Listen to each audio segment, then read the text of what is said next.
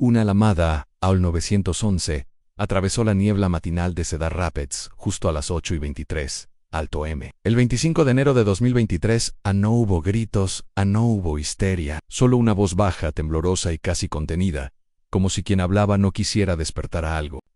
Alguien en mi familia han sido baleados. Creo que hay un intruso en la casa. Estoy herido. La voz era de Alexander Jackson, 20 años, estudiante de historia, cabello castaño, gafas rectangulares, el tipo de rostro que uno no mira dos veces al cruzarlo en la calle. No parecía un asesino, y sin embargo, algo en su tono, en la manera en que esa frase fluyó por el auricular, dejó una impresión inquietante en el operador que la recibió. No era miedo, era otra cosa, algo más profundo, como si la tragedia ya estuviera asumida antes de que los cuerpos fueran descubiertos. La policía llegó minutos después. La lluvia gris y delgada caía sobre la fachada de la casa ubicada en Oak Cliff Court, una zona tranquila, de árboles bien podados y buzones limpios. Todo parecía normal desde el exterior. Pero al atravesar la puerta principal, los agentes entraron. En otro mundo, un mundo inmóvil, suspendido en una calma antinatural, casi sagrada. La sala estaba intacta. Ni una silla fuera de lugar. El aroma del café aún flotaba en el aire, mezclado con un dejo metálico, casi imperceptible, pero cada vez más penetrante. El primer cuerpo fue hallado en la planta baja. Jan Jackson, de 61 Acres, yacía en el sofá, con una manta cubriéndole las piernas, como si estuviera descansando. Un disparo limpio en el pecho. Nada que indicara que supo lo que iba a pasar. Más adentro, en la cocina, Melissa Jackson, de 68, estaba tendida en el suelo junto al fregadero. Otro disparo al mismo calibre. No había señales de lucha, ni objetos caídos ni cristales rotos. El cuchillo de cocina más cercano seguía en su lugar, apenas húmedo por haber sido lavado la noche anterior. En el segundo piso, la joven Sabrina Jackson fue hallada en su habitación. Tenía 19 años. Su rostro estaba vuelto hacia la puerta, los ojos entreabiertos, como si hubiera tenido tiempo de mirar. Su cuerpo, cubierto con una bata de dormir azul, mostraba una herida directa al pecho. La alfombra bajo su cama tenía un hilo de sangre seco que terminaba justo junto a su brazo extendido, como si, en un instante final, hubiera intentado alcanzar algo. Alexander estaba en el comedor, con una toalla envuelta en el pie derecho, presionado contra una herida superficial. El rifle calibre 22 estaba apoyado cuidadosamente contra la pared, como si hubiera sido dejado ahí con premeditación, no con urgencia. La mirada de Alexander era turbia, pero no lloraba. Su respiración era pausada. Al ver a los agentes, no se levantó ni gritó. Solo dijo, un intruso. No vi su rostro. Me disparó también. El ambiente era irreal. Los oficiales intercambiaron miradas breves. Las palabras flotaban como si pesaran. El agente principal se acercó al rifle. No parecía haber sido disparado recientemente, y sin embargo, todo en la escena indicaba que ese era el arma homicida. No había otra, ningún otro proyectil, ninguna otra huella, solo Alexander. Solo su voz. Los paramédicos lo atendieron en silencio. Uno de ellos murmuró al oído del policía: esto no parece un asalto. Esto fue hecho desde dentro. Lo sabían desde el primer momento. Era un presentimiento, claro. Pero también era el orden de las cosas. Los intrusos no entran en casas sin romper nada. No suben las escaleras sin despertar a los perros ni a las víctimas. No disparan con precisión quirúrgica y luego desaparecen sin dejar rastro. Todo lo que estaba mal en esa escena tenía una lógica retorcida, un patrón íntimo, doméstico. En la estación, el interrogatorio inicial comenzó apenas Alexander fue dado de alta del hospital. Sus respuestas eran cortas, siempre las mismas. Escuché los disparos, corrían, vi una figura, no tenía rostro. Intenté defenderme, pero cuando le preguntaban detalles, cómo entró el intruso, porque no sé, la vieron nada. ¿Por qué el arma de la familia estaba en la escena? Su mirada se perdía. No tenía respuestas. O quizás las tenía, pero no podía o no quería decirlas. El detective Mannix, con más de 20 años de experiencia, se retiró de la sala después de la primera hora. Caminó por el pasillo, encendió un cigarrillo, aunque ya no fumaba, y dijo en voz baja: ese chico está mintiendo. Pero no como mentiría un criminal. Está mintiendo como alguien que quiere creer su propia versión. Esa misma noche, los forenses confirmaron que las muertes ocurrieron entre las 7:30 y las 8 alto M. Todos los cuerpos presentaban disparos de corta distancia. No había evidencia de un cuarto agresor. solo huellas dactilares de la familia. Solo pisadas correspondientes a Alexander y sus padres. Ninguna puerta forzada, ningún vidrio roto, ninguna cámara de seguridad activada por movimiento en el perímetro. Era como si el asesino hubiera entrado flotando, la pistola fue rastreada. Era propiedad del padre, guardada legalmente en una caja fuerte empotrada en el armario de su habitación. El único que conocía la clave a Dimas Dijan era Alexander. Lo había admitido meses atrás en una conversación con su madre, registrada por casualidad en un correo electrónico que decía: dile a Alex que sí va a seguir usando el rifle para entrenar en el bosque, al menos que lo limpie después. Había confianza en esa frase en rutina, pero también acceso a uno de los detalles más inquietantes. Fue lo que se encontró en la habitación de Alexander, en una laptop con búsquedas recientes como limpiar un rifle, disparos silenciosos, defensas contra robo doméstico, y la más extraña de todas: ¿puede alguien olvidar que hizo algo malo? No eran pruebas contundentes, pero sí indicios, como piezas de un rompecabezas aún incompleto. La policía se sentía como si caminara dentro de una casa con las luces apagadas, y cada palabra de Alexander era una puerta cerrada más. Lo que más desconcertaba no era la violencia, no era el tono. La escena del crimen tenía una cualidad extrañamente limpia. No había caos, no había ira. Todo había sido hecho con calma, con frialdad, como si cada disparo hubiese sido una decisión lenta, una ejecución interna, silenciosa, ni mientras Cedar Rapids comenzaba a entender que había perdido a una familia entera en un instante sin ruido. Muchos se preguntaban, ¿por qué Chet había en la mente de un joven como Alexander Jackson para llegar a ese abismo? ¿Qué grieta imperceptible había comenzado a abrirse dentro de él y cuándo? Porque no fue de un día para otro, no fue un estallido repentino, algo que se gestó con lentitud, algo que venía caminando en silencio desde mucho antes. Y cuando ese silencio por fin encontró forma, lo hizo en la figura de un joven delgado, de movimientos suaves, que hablaba poco y observaba demasiado. Alexander Jackson era, a simple vista, un estudiante promedio, de esos que pasan desapercibidos, que no destacan ni molestan. Su vida giraba en torno a clases universitarias que a menudo reprobaba, a ensayos inconclusos, a tardes encerrado en su habitación navegando por páginas de historia bélica y documentales sobre conflictos familiares. Una obsesión muda que nadie notó a tiempo. Los investigadores comenzaron a reconstruir no solo las últimas horas antes del crimen, sino los últimos meses. Hablaron con profesores, con excompañeros del instituto, con vecinos, incluso con antiguos tutores académicos. La misma respuesta surgía una y otra vez. Alexander era normal, silencioso, un poco retraído quizás, pero no conflictivo. No había señales evidentes de lo que vendría. Y sin embargo, todo empezaba a adquirir un matiz extraño cuando se analizaba con la lupa del horror. Un profesor de historia de la Universidad de Iowa, donde Alexander asistía esporádicamente, relató un detalle inquietante. unas semanas antes del crimen, Alexander presentó un ensayo titulado Las ruinas interiores del hombre moderno, en el cual desarrollaba una teoría peculiar en que las familias, bajo ciertas condiciones, podían convertirse en sistemas opresivos. Disfrazados de afecto, en uno de los párrafos finales, escribió: no todos los tiranos llevan uniforme, algunos llevan apellidos. El profesor en su momento pensó que era solo una metáfora poética. Ahora, ¿no estaba tan seguro en casa? La historia era más compleja. Los Jackson eran, de cara al exterior, una familia de clase media estable, padres mayores, jubilados, tranquilos, una hija brillante querida por todos, Son Meyer de Spring. Lo que nadie sabía era que los meses previos al crimen habían estado marcados por una creciente tensión entre Alexander y su padre. Jan Jackson había comenzado a presionar a su hijo para que abandonara la universidad y comenzara a trabajar. Es hora de que enfrentes el mundo real, le decía. Alexander, en silencio, asentía, pero dentro de él,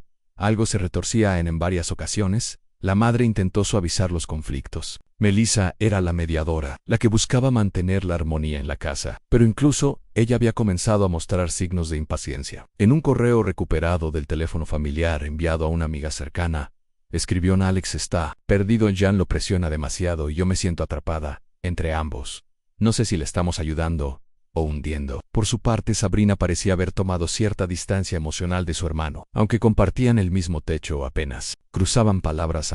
Ya le iba bien. Tenía planes, un futuro, claridad. Alexander, no. Era la sombra que se deslizaba por el pasillo sin hacer ruido, el que salía tarde de su habitación, el que comía solo en la cocina, el que respondía con monosílabos. Pero nada de eso alertó a nadie. Nadie sospechó que esa quietud escondía un volcán a punto de despertar. Los detectives analizaron los movimientos de Alexander, la noche anterior al crimen. Según los registros de la casa, luces encendidas, consumo de energía, acceso a dispositivos electrónicos. Él había permanecido despierto hasta las 2:17 a.m. Estuvo en su computadora, navegando entre artículos sobre trastornos de personalidad, biografías de asesinos familiares y foros donde se discutían los límites de la mente humana. También leyó varias entradas sobre cómo manipular recuerdos bajo presión psicológica. Una búsqueda en particular llamó la atención. ¿Qué pasa si no recuerdo haber matado a alguien la mañana siguiente? Como si nada ocurriera. Bajó las escaleras poco antes de las 7:30, según su testimonio. Se dirigía a la cocina cuando escuchó los disparos,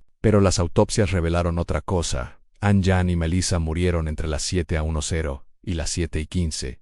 Mientras aún dormían. Sabrina, a las 7:20 en los tiempos no cuadraban. La historia de Alexander se desmoronaba cuando se le confrontó con los datos. Su actitud cambió. Anja no respondía con seguridad. Empezó a cerrar los ojos durante las preguntas.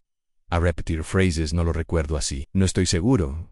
Todo pasó muy rápido. En uno de los interrogatorios más largos, que duró más de 5 horas, Alexander terminó diciendo una frase desconcertante tal vez. Lo soñé primero. ¿Lo soñó? La línea entre realidad y fantasía comenzaba a difuminarse en una psicóloga forense. Fue asignada al caso. Durante las sesiones, Alexander no mostraba patrones psicóticos evidentes. No alucinaba. No mostraba delirio. Pero sí una forma peculiar de racionalización emocional. No hablaba del crimen como si fuera algo que hizo. Hablaba como si fuera algo que ocurrió dentro de él. En sus propias palabras, yo solo observaba, como si mi cuerpo actuara y yo estuviera detrás del vidrio. Esa idea de disociación empezó a cobrar fuerza, un estado mental donde el individuo se desconecta de sus actos como un espectador de sí mismo, pero eso no lo eximía de responsabilidad, solo lo sumergía más en el misterio.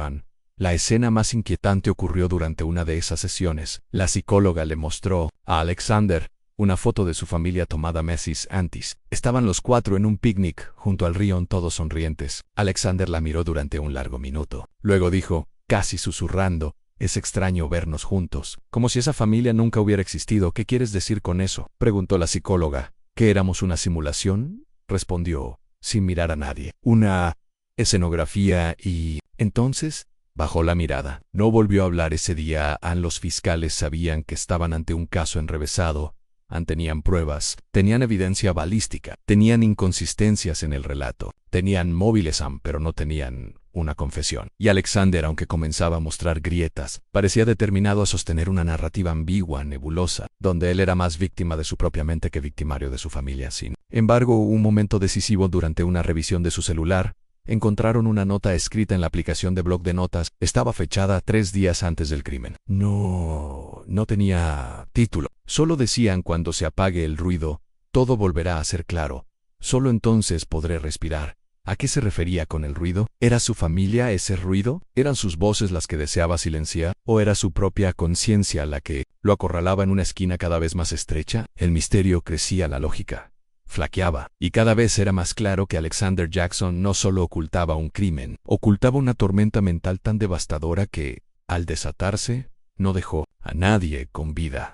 El enigma de Alexander Jackson, lejos de disolverse con el paso del tiempo, se volvía más espeso, más turbio, como un lago de aguas quietas que oculta bajo su superficie un abismo sin fondo. Las pruebas eran muchas. Las piezas del rompecabezas parecían encajar, pero el alma del crimen seguía siendo inaccesible, intangible. La pregunta no era solo ¿cómo lo hizo?, ni siquiera ¿por qué? La verdadera pregunta, la que atormentaba a los investigadores, era otra, que lo llevó a cruzar esa línea invisible entre el pensamiento oscuro y la acción irreversible. La policía continuó sumando elementos. A falta de una confesión directa, necesitaban construir el retrato completo de la mente que ejecutó aquel crimen. No solo se trataba de justicia legal, sino de comprender el germen del horror. ¿Cómo se convierte un hijo en asesino? ¿Qué clase de pensamiento se aloja en el silencio de un muchacho aparentemente inofensivo hasta transformarlo en verdugo? El psicólogo forense, que había examinado a múltiples criminales antes, describió a Alexander como una figura desvanecida, o alguien que se movía por el mundo como un borrador de persona, como si su identidad hubiera sido siempre provisional. No tiene pulsión agresiva clásica, no muestra culpa, no presenta estructura emocional narcisista. Su crimen parece más un acto de borrado que de destrucción. Esa palabra borrado resonaba con fuerza en la familia, Jackson había sido eliminada, sin escándalo, como si se tratara de tachar un párrafo molesto de una carta vieja. Trust Sparrows, una planificación mínima, ninguna huida, ninguna limpieza de escena. Solo la nada ni Alexander allí, sentado entre los restos de lo que había hecho, con una herida superficial, como un intento pobre de fingir que él también había sido tocado por la violencia. El fiscal del caso, un hombre de expresión pétrea, lo dijo en una rueda de prensa: esto no fue un arrebato, Ann. Fue una decisión, fría, solitaria, persistente en paralelo. Las grabaciones de las entrevistas con Alexander eran revisadas una y otra vez. En una de ellas, ocurrida ya avanzada la investigación, el detective Mannix decidió abandonar el protocolo. Cyril el cuaderno apagó la grabadora y le habló a Alexander como a un ser humano, no como a un sospechoso. ¿Sabes qué es lo que no entiendo, Alex?, le dijo, con voz grave. Tú no eres un monstruo, no tienes antecedentes, no eres impulsivo, no eres violento, pero estás aquí, y tu familia no. ¿Cómo se rompe un vínculo así? ¿Qué fue tan insoportable que decidiste terminar con ellos? Alexander tardó en responder. Se quedó observando una mota de polvo que flotaba en el aire, atrapada en la luz fluorescente del techo. Finalmente dijo: no fue odio. No fue rabia, fue como apagar una alarma que nunca dejaba de sonar. En esa frase se convirtió en el nuevo eje del caso. Apagar una alarma. Los fiscales, los psicólogos, los detectives, todos comenzaron a preguntarse: ¿qué era esa alarma? ¿Qué lo perseguía? ¿Qué era tan intolerable como para justificar, en su mente, el exterminio de su núcleo familiar? El periodista independiente que seguía el caso, un tal Eli Brandt, conocido por su estilo casi literario para narrar crímenes reales, escribió una nota titulada El joven que mató para lograr el silencio. En ella sugería que Alexander no solo quería terminar con sus padres y su hermana, quería terminar con la imagen que ellos tenían de él, la presión, las expectativas, las comparaciones, tal vez incluso el afecto, que cuando no se comprende, se siente como una cadena. Eli entrevistó a un antiguo amigo de Alexander, un compañero de secundaria llamado Miles. La conversación reveló aspectos que jamás se habían discutido. Miles, Alexander solía hablar de su familia como si no formara parte de ella. Ellos son un equipo. Yo solo vivo ahí, decía. También solía bromear, o eso creían, con frases como Ann, a veces quisiera ser invisible, o QLO's fueran. Esa desconexión emocional invisible al ojo común parecía haber estado presente durante años, y como todo rencor no dicho, como todo dolor que no encuentra cauce, se convirtió en una raíz profunda. Envuelta en silencio, otro dato salió a la luz en el coliseo. Alexander había sido diagnosticado con depresión leve y trastorno de ansiedad social, pero nunca siguió tratamiento. Sus padres sabían, pero minimizaron el asunto. Está en una etapa difícil, se le pasará, solía decir Jan en reuniones escolares. Era una familia de soluciones prácticas, de emociones contenidas, donde las lágrimas se consideraban un lujo, donde los problemas se resolvían con rutinas y listas de tareas. En el crimen, entonces, parecía surgir no solo de la soledad, sino de la falta de lenguaje. Alexander no sabía decir lo que sentía, no sabía pedir ayuda, no sabía explicar por qué cada mirada de decepción lo hería como una cuchilla, ni entonces lo hizo con cuchillas reales, solo que de metal, largas, frías, cargadas con proyectiles. Durante la revisión de sus pertenencias, los investigadores encontraron un cuaderno oculto en un cajón. No era un diario, sino algo más extraño. Fragmentos de ideas, listas sin sentido, dibujos de habitaciones vacías, frases como no soy nadie si no me miran, ¿y si ya no estuvieran? Despertar en el silencio es paz. En una página, trazada con letra apretada, Alexander había escrito una secuencia perturbadora: día 1, pienso en ello, día 7, lo sueño, día 18, me parece lógico, día 23, sé cómo hacerlo, día Wyanomias, día 30, no. Oye, ese cuaderno no solo era una pista, era la prueba de que Alexander había alimentado el pensamiento. No fue un impulso, fue una elaboración mental, un proceso, un descenso controlado hacia la oscuridad. No un estallido, sino una marcha silenciosa. El fiscal usó esos escritos en la preparación de su acusación. 3 cargos de asesinato en primer grado en previsión. Premeditación en voluntad. No había espacio para la duda. Mientras tanto, Alexander seguía en su celda. No hablaba con nadie. No pedía libros. No veía televisión. En los pocos minutos que tenía al aire libre, se sentaba en un banco, los ojos fijos en el suelo. Solo una vez, un guardia lo escuchó murmurar algo. Nadie entendió, pero cuando se le pidió repetirlo, Alexander negó con la cabeza, como si las palabras fueran una herida que no quería abrir. En el juicio se acercaba, y la ciudad de Cedar Rapids comenzaba a sostener la respiración, porque lo que Alexander había hecho no era solo un crimen, era una traición al núcleo más íntimo de la vida en la familia, pero, para él, tal vez nunca hubo tal cosa. Tal vez, en su mente distorsionada, solo estaba devolviendo el vacío que había sentido desde siempre.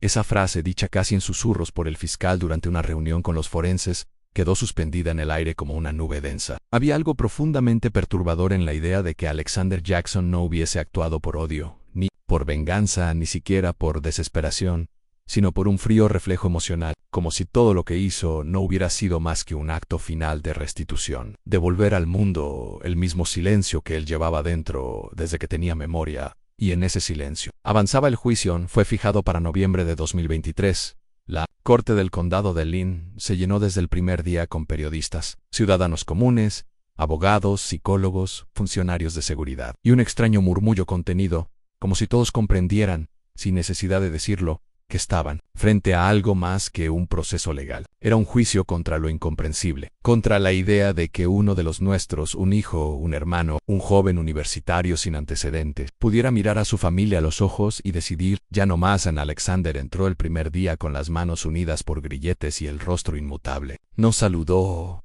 no levantó la vista, se sentó frente al juez como si no estuviera allí. Parecía otro cuerpo vacío entre muchos. Solo respiraba, nada más. La fiscalía abrió su caso con una frase escalofriante. Alexander Jackson no disparó por rabia, disparó por paz. Esa es la verdadera monstruosidad. El jurado lo escuchaba en un silencio de mármol. Frente a ellos, las pruebas se sucedían como ráfagas en la autopsia, las trayectorias balísticas, los mensajes hallados en su teléfono, los escritos perturbadores de su cuaderno personal, las búsquedas online, las inconsistencias de su relato, el rifle apoyado con delicadeza contra la pared, la ausencia total de huellas de terceros, de forzamientos, de violencia externa, todo apuntaba a una verdad fría e innegable. No hubo ningún intruso en la defensa. Acorralada, optó por una estrategia psicológica en disociación. Dijeron que Alexander no era consciente de sus actos, que vivía sumido en un estado mental fragmental, producto de años de ansiedad, presión familiar y aislamiento. Llamaron a declarar a psiquiatras especialistas en comportamiento disociativo y presentaron gráficos cerebrales que sugerían una actividad anormal en ciertas zonas del lóbulo frontal, pero nada de eso parecía conmover a quienes veían. Una y otra vez, las imágenes de la escena del crimen proyectadas en la sala Jan, en su sofá con el pecho abierto por un disparo, Melissa en el suelo de la cocina, con los ojos aún abiertos, Sabrina tendida sobre la cama, con la mano extendida como si hubiera intentado alcanzar la puerta. Era imposible no preguntarse en qué pensaba él mientras apretaba el gatillo, que escuchaba en su cabeza mientras el mundo de su infancia. Say Darren Baba Bala Trasbala. El momento más oscuro del juicio llegó con la presentación de una prueba escrita encontrada en el disco duro externo de Alexander. Un archivo de texto simple sin título de apenas una página. En él, una única frase se repetía, con variaciones mínimas, más de 30 veces. El hogar no es un refugio. El hogar es el ruido, una y otra vez, cambiando una palabra en una letra, a veces interrumpido, a veces completo, como un mantra. Los expertos en análisis de texto dijeron que ese documento podía representar una forma rudimentaria de autohipnosis, una repetición obsesiva para justificar un pensamiento. La fiscalía lo utilizó como clavo final en el ataúd. De la duda, Alexander escribió su sentencia antes de disparar. Esta no fue la acción de un joven confundido, fue la ejecución de una idea cultivada, lentamente, en el rincón más silencioso de su mente. La defensa pidió que se considerara la posibilidad de un episodio disociativo completo, pero la reacción del jurado ya era visible. Sus rostros, al mirar a Alexander, no expresaban odio, expresaban desconcierto, una tristeza profunda, inconfesable, como si miraran a alguien que alguna vez podría haber sido salvado pero que eligió cerrar la puerta desde adentro. A mitad del proceso se permitió a Alexander hablar. El juez le ofreció la oportunidad de dirigirse a la sala. Hubo un silencio tan largo que incluso los taquígrafos dejaron de teclear. Finalmente, Alexander se levantó. Sus grilletes tintinearon levemente al alzar las manos. No sé qué quieren que diga. Empezó, con voz baja, sin emoción. No recuerdo los disparos. No recuerdo a mi padre cayendo ni a mamá, ni a Sabrina, pero sí recuerdo lo que sentía. Antes era como vivir en un ruido constante, como si nunca pudiera oírme a mí mismo, como si cada palabra que decía no importara, porque nadie la notaba. Solo quería silencio en un día sin expectativas, sin decepciones, sin tener que ser algo que no era. Hizo una pausa, tragó saliva, no sé si eso me convierte en un asesino. Tal vez sí, tal vez. Siempre lo fui. Solo que no me di cuenta hasta que fue demasiado tarde. Luego se sentó. No lloró.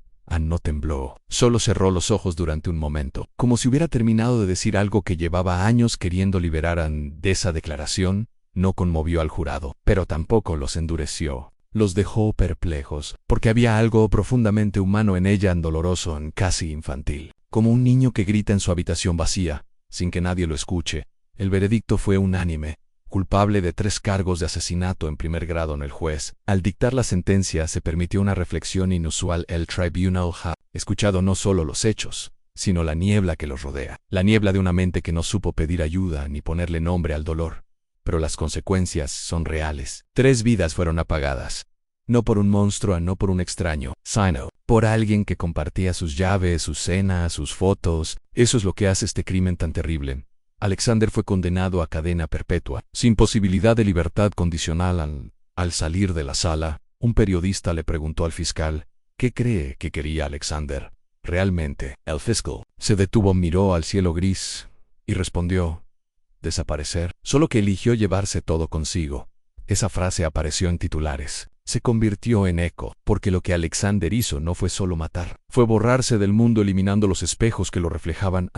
Y mientras era trasladado a la penitenciaría estatal, sin maletas, sin familia que lo esperara, ni cartas por recibir, Alexander mantenía el mismo gesto sereno, como si finalmente, por fin, hubiera conseguido lo que siempre quiso, a no tener que ser nadie para nadie.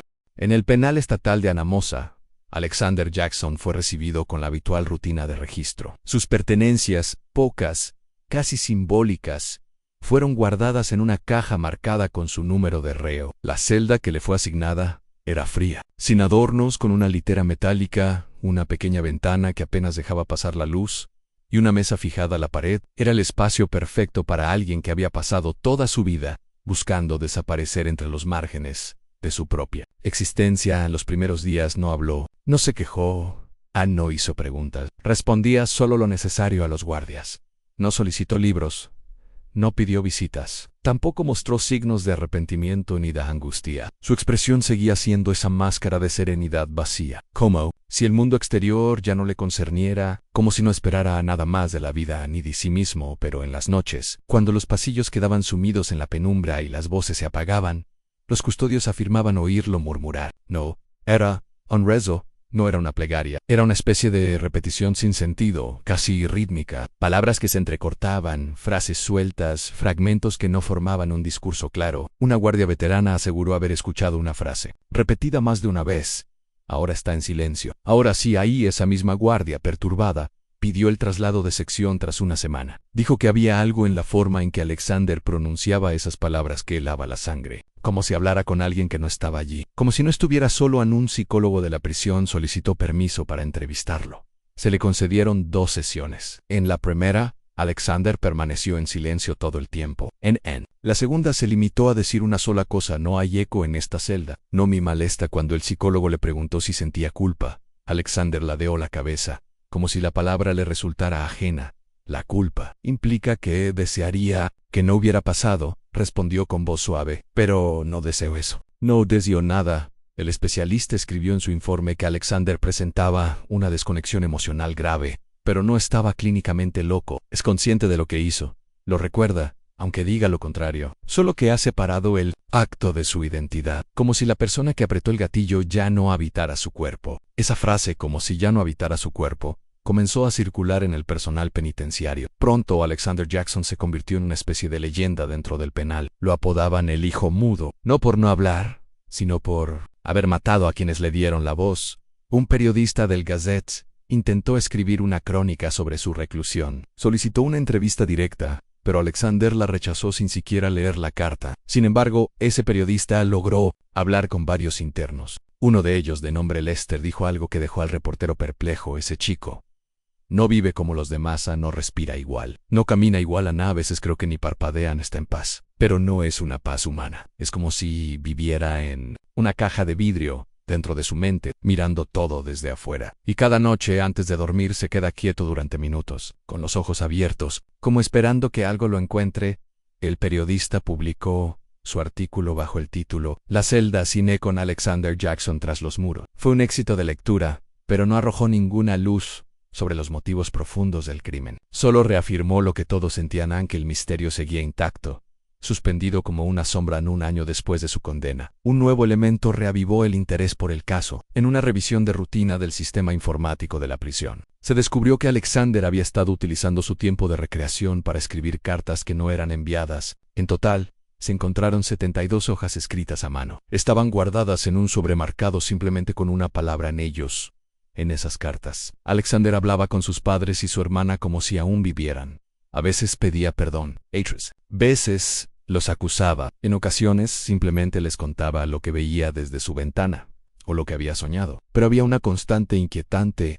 Siempre se refería a sí mismo en tercera persona en Alexander. No los odia, solo que se detuviera el ruido. A veces me siento como si estuviera en casa, pero no es mi casa. Solo hay paredes. Cuando la madre de Alexander lo miraba, él sentía que no estaba allí. Y entonces quiso desaparecer. Un comité de evaluación solicitó un análisis profundo de esos escritos. Un lingüista forense los examinó y concluyó que había un patrón de desplazamiento de identidad, una forma de rechazar la carga emocional del crimen, trasladándola a una figura casi narrativa. Alexander no hablaba desde el yo, hablaba desde el testigo, ni sin embargo, entre todas esas páginas, hubo una frase que quedó marcada como la más perturbadora: al matar a mi familia, me liberé de ellos, pero también me convertí en su reflejo. Ahora, cada día que despierto, soy todos ellos, y ninguno. Esa línea fue utilizada en un documental que se transmitió en canales de crimen real. La historia de Alexander Jackson ya no era solo un caso judicial, se había convertido en un espejo oscuro, un símbolo de cómo algo aparentemente normal puede ocultar lo impensable. Mientras tanto, Alexander siguió su rutina en la prisión sin alteraciones. Nunca causó conflictos. Nunca se enfermó, nunca pidió nada. Era como una figura estática, en un tablero que ya no se movía. Y así pasaron los años, sin incidentes, sin palabras. Pero el 25 de enero de 2025, exactamente 2 años después del crimen, ocurrió algo inesperado. En esa mañana, uno de los guardias encontró a Alexander, sentado en el suelo de su celda. No dormía, no lloraba. Tenía los ojos abiertos, fijos en la pequeña ventana donde apenas entraba la luz del invierno. En el suelo, frente a él, estaba su bandeja del desayuno, intacta, y junto a ella, un pequeño trozo de papel rasgado del libro que le habían entregado. Semanas atrás, en La Metamorfosis de Kafka, en el papel había solo una línea escrita: desperté y ya no era yo. Cuando el guardia le preguntó qué significaba, Alexander no respondió. Solo repitió en voz baja: ellos ya no hablan. Por fin están en silencio. Esa fue la última vez que se le oyó hablar a Na. A partir de ese día, Alexander cayó en un mutismo absoluto. Fue evaluado por médicos, psicólogos, psiquiatras. No encontraron signos de trauma físico ni lesiones cerebrales. Solo una decisión férrea, inexplicable, de no emitir más sonidos. No escribía, no leía, no reaccionaba. Solo existía. Respiraba y observaba un médico. Tras semanas de seguimiento, escribió en su informe final: Alexander Jackson ha logrado lo que quería desde el principio, en ser un eco. No un grito, no una historia, solo un silencio perpetuo, que nadie puede llenar. Hoy, en la prisión de Anamosa, Alexander sigue ahí. Los guardias han dejado de intentar comunicarse con él. Lo alimentan, lo vigilan, y cada vez que alguien lo mira a los ojos, tiene la sensación de que ese joven ya no está, aunque su cuerpo es solo una carcasa, que el verdadero Alexander se quedó en aquella casa de Cedar Rapids, la mañana en que decidió que su existencia no podía seguir siendo escuchada, porque hay crímenes que no buscan destruir, hay crímenes que buscan borrar a Alexander Jackson. Con cada paso que dio hacia el abismo, no buscó sangre, buscó silencio, en un silencio que aún hoy, en cada rincón de esa celda, respira con él. La cámara recorre el pasillo largo y helado del penal de Anamosa. Las luces parpadean levemente, como si también titubearan ante lo que está por mostrarse. El eco de los pasos de un guardia se diluye en la distancia. Al fondo, una puerta metálica se abre con un sonido áspero. Un haz de luz entra en la celda. Allí está Alexander Jackson, sentado en el mismo rincón de siempre, la espalda apoyada contra la pared, los ojos fijos en la nada. No pestañea, no se mueve. Su sombra se proyecta débilmente sobre la losa fría, como si ya no le perteneciera. Sobre la pequeña mesa oxidada hay una sola hoja de papel doblada a la mitad. La cámara se acerca, y en un susurro que parece surgir de ninguna parte, la frase se revela en voz baja al final: no quedó nadie para decir mi nombre. Ni por fin, el mundo se quedó en silencio. La pantalla se oscurece, el silencio se vuelve absoluto, y con él, todo termina.